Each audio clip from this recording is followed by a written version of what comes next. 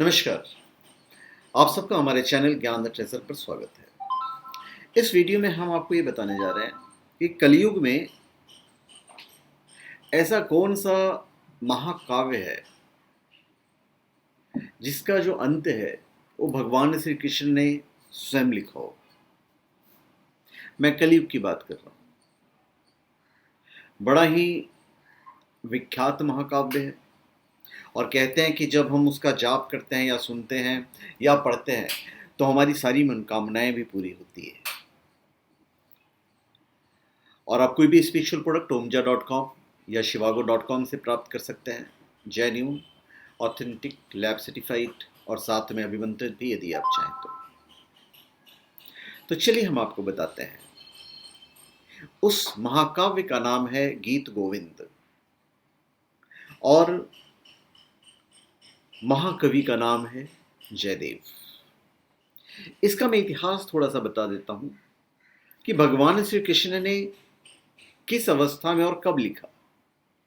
एक दिन भावावेश में जयदेव जी ने देखा कि यमुना तीर पर कदम्ब के नीचे भगवान श्री कृष्ण मुरली हाथ में लिए मुस्कुरा रहे हैं।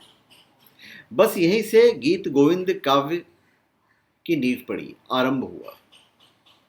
इसमें प्रभु के श्रृंगार रस से पूरित ललित लीलाओं का वर्णन है।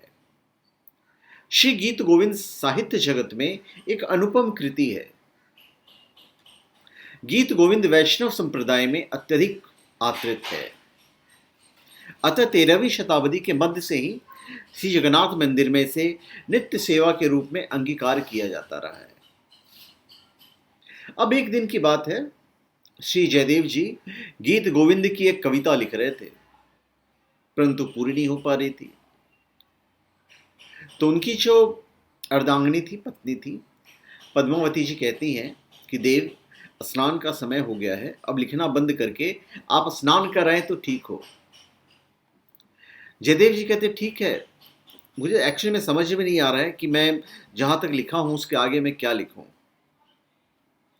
और वो कहते हैं कि पद्मा, मैं चाहता हूं, क्या करूं, मैंने गीत लिखा है परंतु उसका शेष चरण ठीक नहीं बैठता है।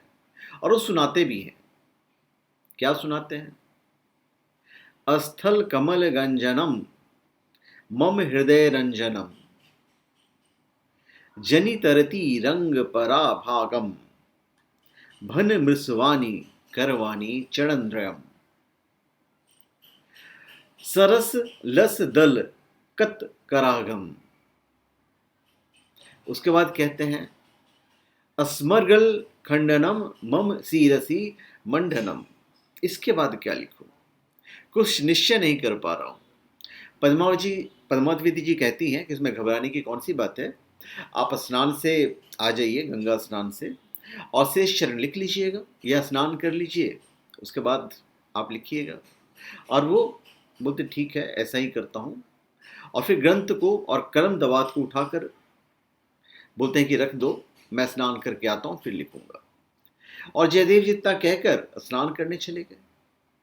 कुछ ही क्षणों बाद या कुछ ही मिनटों बाद जयदेव जी का वेश धारण करके स्वयं भगवान श्री कृष्ण पधारते हैं और बोलते हैं पद्मा, जरा गीत गोविंद देना।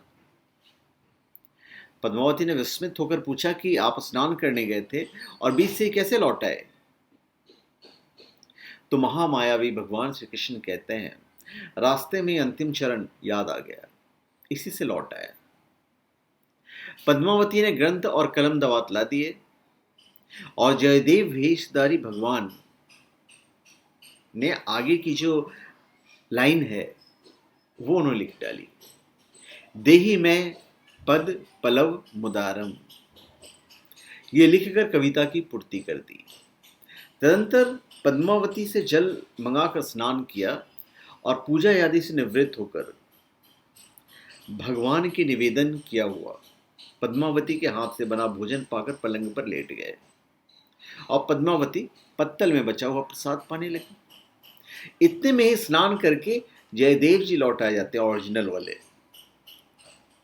अब पति को इस प्रकार आते देखकर पद्मावती सहम गई और जयदेव भी पत्नी को भोजन करते देखकर विस्मित हो जाते हैं और कहते हैं, ये क्या पद्मा, आज तुम श्री माधव के भोग लगाकर मुझको भोजन कराए बिना ही कैसे भोजन कर रही हो।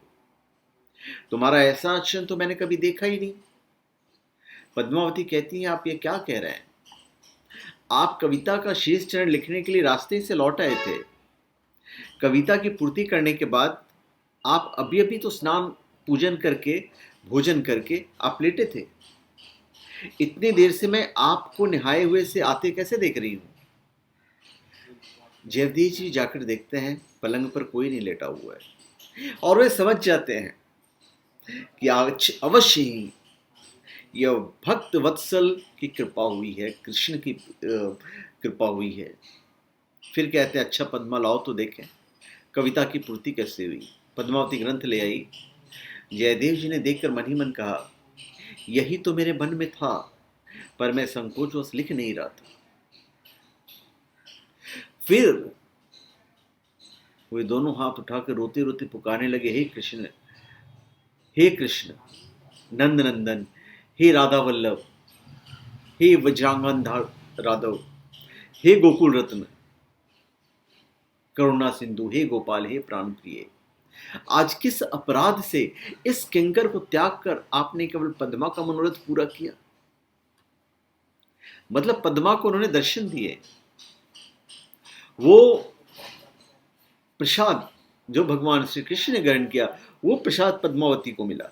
और इतना कहकर जयदेव जी पद्मावती की पत्तल से श्रीहरि का प्रसाद उठाकर खाने लगे। पद्मावती ने कितनी बार रोका कि नाथ, आप ये भोजन क्यों कर रही है? तो मेरा झूठा भोजन है, आप मेरा उच्छिष्ट क्यों खा रहे हैं? परंतु प्रभु प्रसाद के लोभी भक्त जयदेव ने उनकी एक भी नहीं सुनी। अब इस घटना के बाद उन्होंने गीत गोविंद को शीघ्र ही समाप्त कर दिया। तदंतर वे उसी को गाते मस्त हुए घूमा करते। वे गाते गाते जहां कहीं जाते, वहीं भक्त का कोमलकांत गीत सुनने के लिए श्री नंद नंदन छिपे हुए उनके पीछे पीछे रहते थे। तो जो भी ये गीत गाता है, भगवान श्री कृष्ण उसके पीछे हो लेते हैं उस गीत को सुनने के लिए। ये इस गीत की महिमा है। तो धन्यवाद, आप सबका हमारे चैनल पर स्वागत है।